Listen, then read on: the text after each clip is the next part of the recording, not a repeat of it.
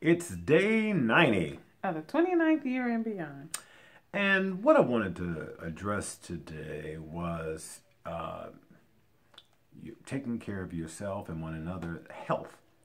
Um, Gail mentioned yesterday that she was preparing for today for her colonoscopy, and she had a wonderful analogy about purging and getting rid of things that makes your relationship healthy and all of those wonderful things. So today, after I got off of work, I met her at the doctor's office, and she was coming out of sedation after the process was over and everything like that. And I have been with her to care for her. Yes, my caregiver. Yes. And so in marriage, in a love relationship, it is really important to be able to be there to care for one another. Lord knows she's had the opportunities to be with me, to care for me during times of illness or recovery, and likewise. So, that's really important, wouldn't you say? To be able to take care of each other during times of illness or recovery. Oh yeah, without a doubt. After having two kids and having one surgery and some other things having in my life, and of course the migraines, it's been really part of our love relationship is to seeing how Fred is so caring and so nurturing when I'm sick.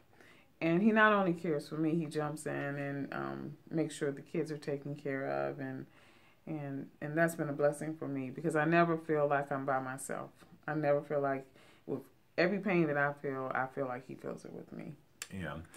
Well, and so that's really important, but, and yes, I say but, it is equally important, if not more important, to take care of oneself.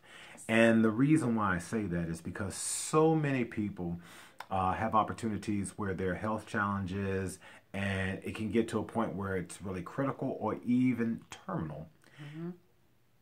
Whereas if they had done what they needed to do, it wouldn't have gotten to that point. That's right. And so I feel like I'm probably speaking more traditionally to men because we tend to ignore things. We tend to let things go.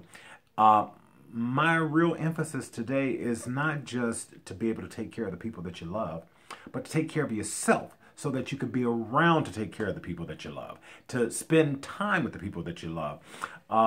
There is nothing for me worse than having to put a loved one or a family member through a crisis or a challenging time when it could have been totally avoided if only you had done what you needed to do from your own preventive health maintenance, or once you began to denote or to get a heads up that something was not right, but you didn't follow up.